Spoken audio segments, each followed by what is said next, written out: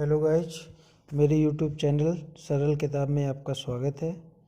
मैं आप लोगों को जीरो लेवल से लेके हाई लेवल तक की स्टडी कराऊंगा और आप लोगों के जो भी डाउट्स हों आप मुझे कमेंट सेक्शन में कमेंट करके पूछ सकते हैं। आगे बढ़ने से पहले यदि आप लोग मेरे चैनल को पहली बार देख रहे हैं तो चैनल को सब्सक्राइब करके बेल आइकन प्रेस कर लें ताकि मेरे आने वाली सारी वीडियो की नोटिफिकेशन आपको मिलती रहे। आज हम लोग पढ़ेंगे किसी आयत का जड़त्वागुण कितना होता है और कैसे निकालते हैं। तो सबसे पहले हम एक आयत बना लेते हैं। सपोज दैट ये हमने एक आयत बना लिया।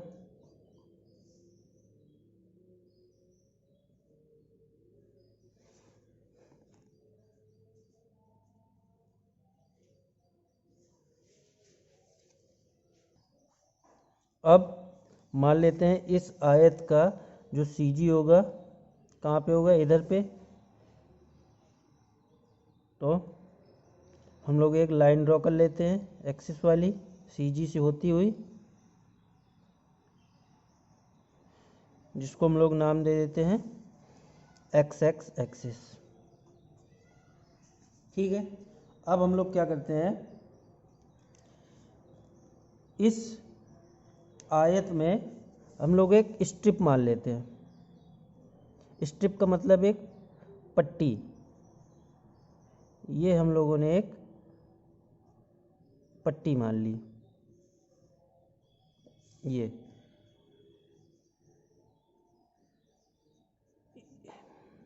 हम लोगों ने एक पट्टी मान ली जिसकी सीजी वाली अक्ष से दूरी कितनी है, y। हमने y दूरी पे एक पट्टी मान ली। अच्छा, इस पट्टी की मोटाई हम लोग मान लेते हैं कितनी है, dy।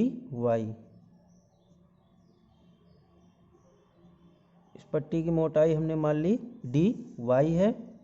और इस आयत की जो चौड़ाई है वो हम लोग मान लेते हैं, चौड़ाई मान लेते हैं हम लोग b। और इसकी जो ऊंचाई है वो हम लोग कितनी मान लेते हैं, h।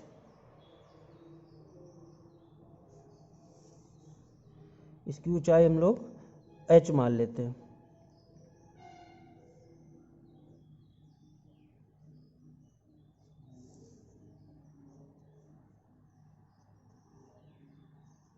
ये टोटल h हो गई। आयत का नामकरण कर देते हैं, ये a, ये b, c और इधर d। तो यहाँ से यहाँ तक की दूरी h/2 होगी और यहाँ से ये वाली दूरी h/2 होगी। अब हम लोग क्या करते हैं, पहले इस पट्टी का एरिया निकाल लेते हैं। तो क्या लिखेंगे, स्ट्रिप का एरिया।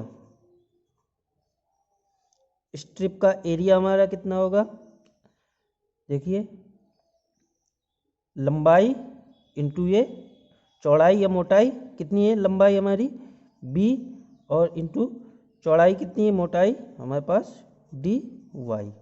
ये तो हमारा पट्टी का एरिया आ गया। अब ये जो हमने पट्टी मानी है, इस पट्टी का एक्स एक्स अक्ष पर जड़त्वाघूर्ण निकाल लेते हैं हम लोग। इसको हम लोग क्या बोलेंगे, एरिया मोमेंट ऑफ इनर्शिया। मतलब एरिया मोमेंट ऑफ इनर्शिया की अगर हम हिंदी बात करें तो क्षेत्रफल जड़ता आघूर्ण। तो इस पट्टी का एक्स एक्स एक्सिस पर एरिया मोमेंट ऑफ इनर्शिया निकालते हैं हम लोग। तो क्या लिखेंगे, स्ट्रिप का एक्स एक्स अक्ष पर जड़त्व आघूर्ण, जड़त्व आघूर्ण क्या होगा,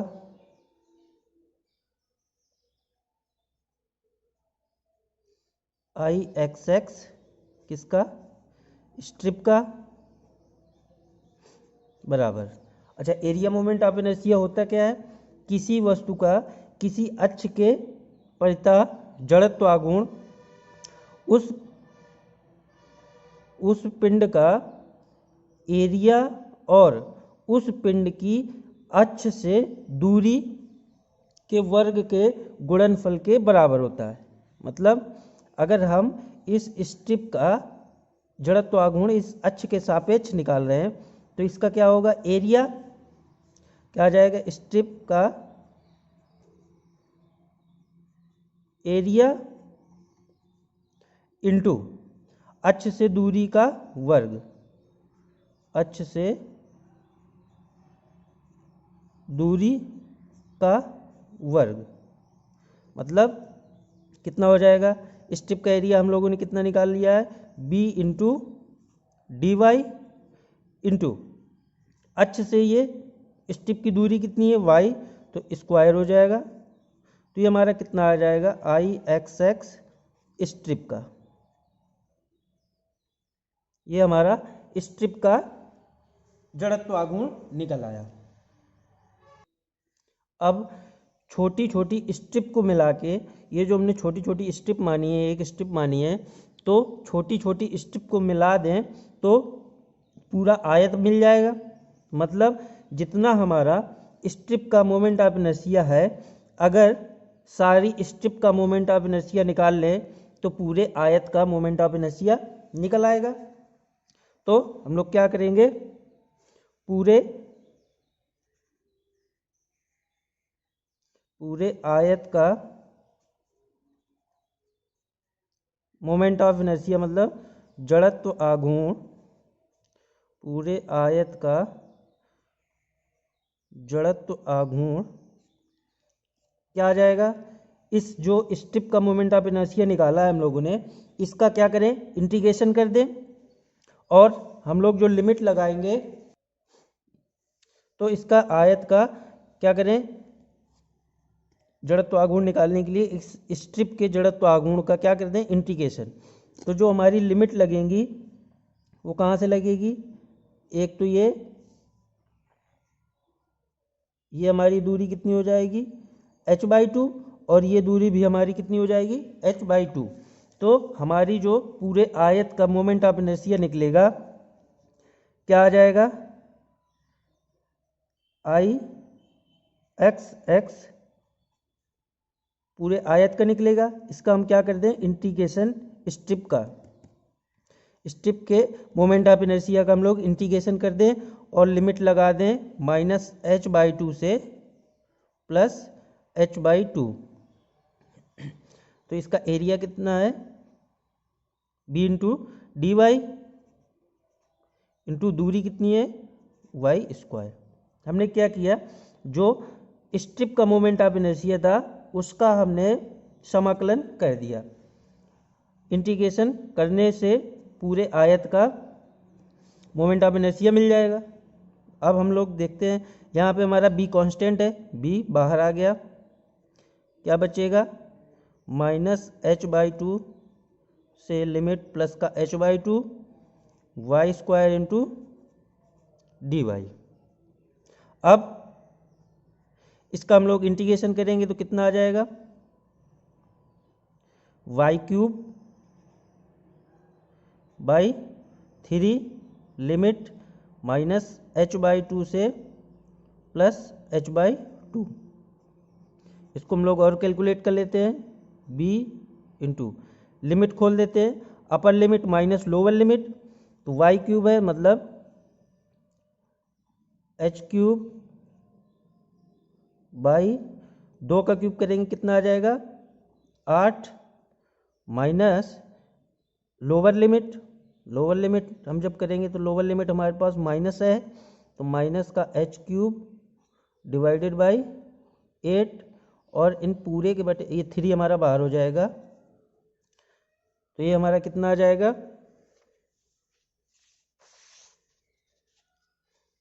b/3 h³ + h³ कितना आ जाएगा, 2 एच क्यूब बटे 8। इसको हम लोग काट देते हैं 4 बार, तो हमारा कितना आ जाएगा, बी एच क्यूब बटे ये कितना 4 इंटू 3 12 हो जाएगा। तो ये हमारा आई एक्स एक्स कितना आ जाएगा आयत का, बी एच क्यूब बटे 12। ये हमारा आई एक्स एक्स निकल आया पूरे आयत का।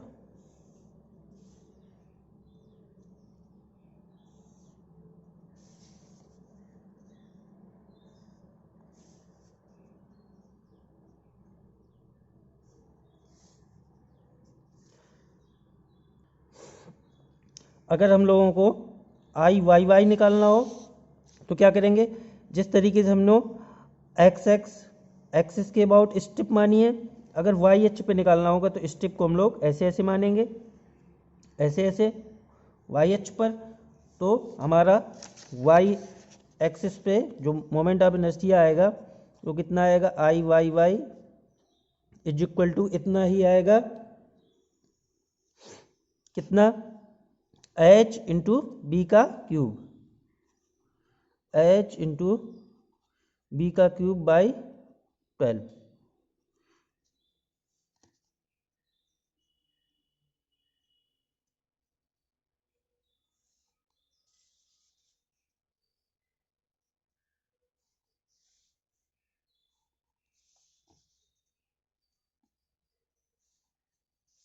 मतलब अगर बात करें, अगर हमें एक्स अक्ष के अबाउट मोमेंट ऑफ इनर्शिया निकालना है तो एक्स अक्ष जिस भुजा को कट करेगी, एक्स वाली अक्ष हमारी एच वाली भुजा को कट कर रही है, तो क्या होगा, एच का क्यूब,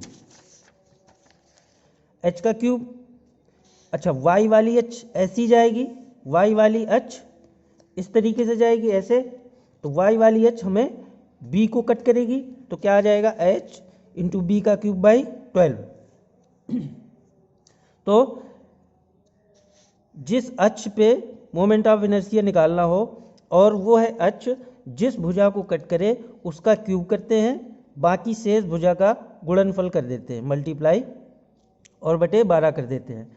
ये तो हुई एक्स एक्स अक्ष पर मोमेंट ऑफ इनर्शिया।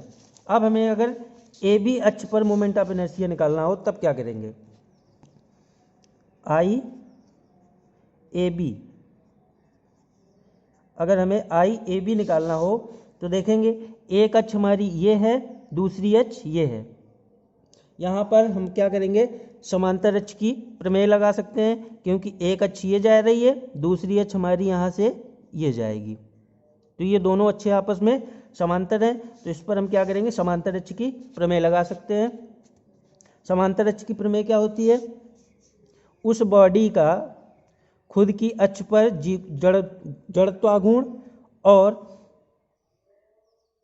उस बॉडी का एरिया तथा उन दोनों अक्षों की बीच की दूरी के वर्ग के गुणनफल के योग के बराबर होती है। कैसे लिख देते हैं, अगर हमें ए बी अक्ष पर जड़त्वाघूर्ण निकालना है तो करेंगे क्या, इस बॉडी का आयत ए बी सी डी का खुद की अक्ष पर जड़त्वाघूर्ण मतलब आई एक्स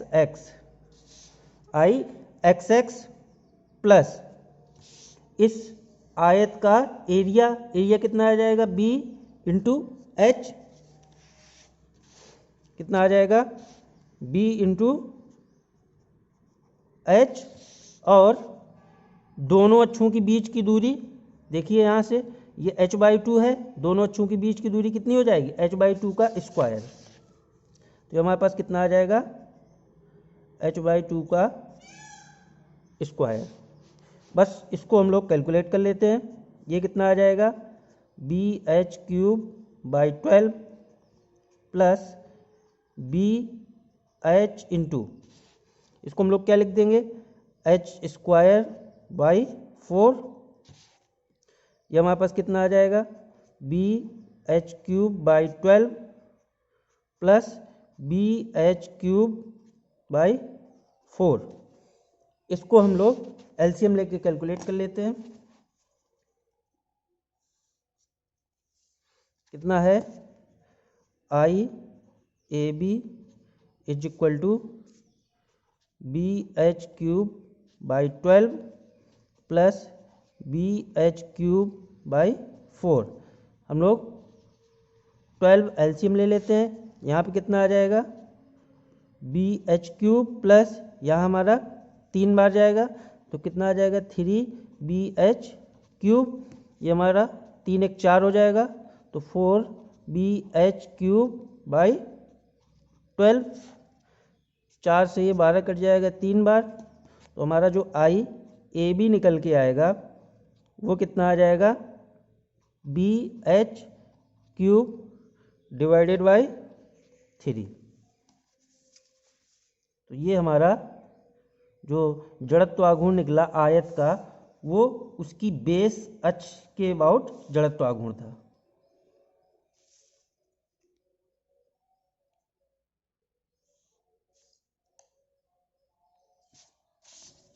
मतलब हम लोगों ने एक बार यहाँ से जो आयत की गुरुत्व से केंद्र से जाने वाली अक्ष थी एक्स एक्स, उस पर जड़त्व आघूर्ण निकाला, कितना आया, बी एच क्यूब बटे 12। उसी प्रकार यहाँ से जो हमारी वाई अक्ष जाएगी, ये वाली, ये इसको हम लोगों ने वाई वाई मान लिया, इस पर जड़त्व आघूर्ण निकालेंगे तो हमारा कितना आ जाएगा, एच बी क्यूब बटे 12। अगर हमें इसकी बेस अक्ष से होने वाली जाने वाली अक्ष पर जड़त्व आघूर्ण निकालना हो, यहाँ से जो अक्ष जाएगी ये हमारी ए बी है, जो हमारी ए बी से अक्ष जाएगी वहाँ पर जड़त्व आघूर्ण निकालना हो तो क्या किए हम, एक अक्ष ये है एक्स एक्स और दूसरी अक्ष ए बी है, तो दोनों अक्ष समांतर हैं, समांतर अक्ष की प्रमेय लगा दिए। ये आई ए बी बराबर I X X plus B H, मतलब एरिया इंटू दोनों अक्षों के बीच की दूरी का स्क्वायर। इसको हम लोगों ने कैलकुलेट किया तो बेस अक्ष पर जड़त्व आघूर्ण कितना आ गया, बी एच क्यूब बाई 3। उम्मीद करता हूँ ये आयत का जो जड़त्व आघूर्ण निकालने का प्रोसेस था वो क्लियर हो गया होगा। मिलते हैं नेक्स्ट वीडियो में।